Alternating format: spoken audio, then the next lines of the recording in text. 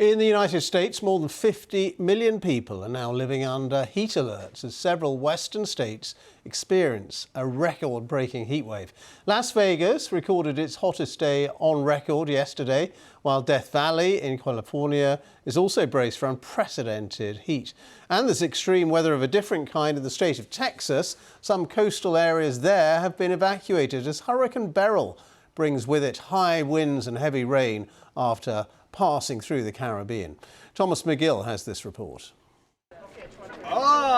Blistering hot temperatures in Death Valley, where the record for the hottest place on Earth is expected to be broken during this unprecedented heat wave. It's already delivered temperatures of more than 130 degrees, and that's been drawing thrill seekers to the area. How many people in the world can say they've been to the hottest place in the world? I take a weird sense of pride in it, like being like an adventurer that, I can handle. I've been in northern Vermont in the wintertime in -20, and now I've been in the hottest place in the world. Honestly, it's definitely shocking. I don't know how anything can survive out here.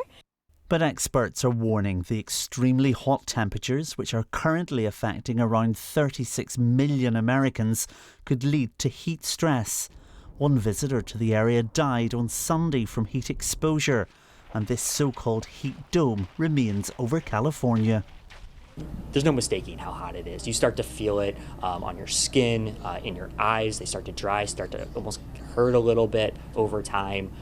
So it is quite the experience. And so that's why we really recommend that visitors minimize their exposure if they're coming to Death Valley in the summer.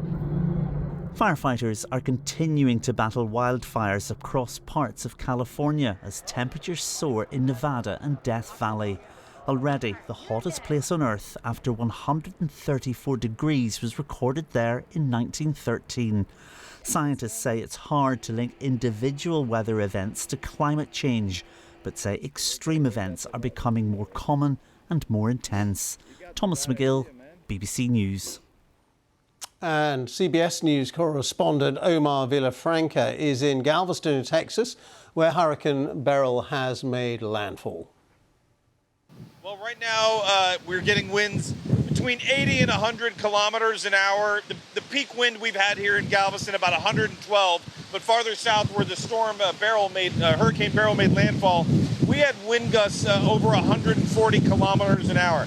The wind gets all the headlines in these hurricanes, but the biggest killer is the storm surge and the rain. We're talking 2 to 3 meters of rain and water from the ocean just coming in and flooding everything. In fact, in the last decade, more than half of the deaths in the U.S. from hurricanes are coming from that storm surge. So that's something that officials here in the state of Texas and locally are warning people about.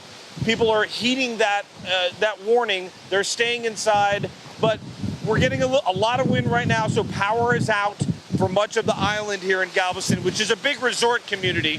People come out here to beat the heat, but right now they are locked up inside trying to wait for this thing to pass.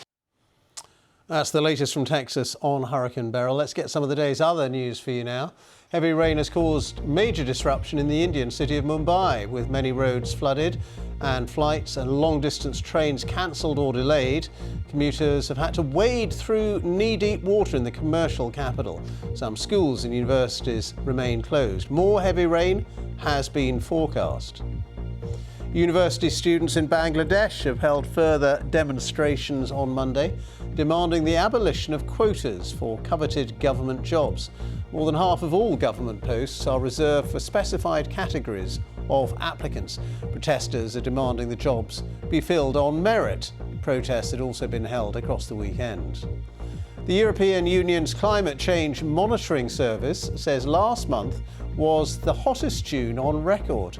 Some scientists said it puts 2024 on track to be the world's hottest recorded year. Every month since June 2023, that's 13 months now in a row, has ranked as the planet's hottest since records began, compared with the corresponding month in previous years.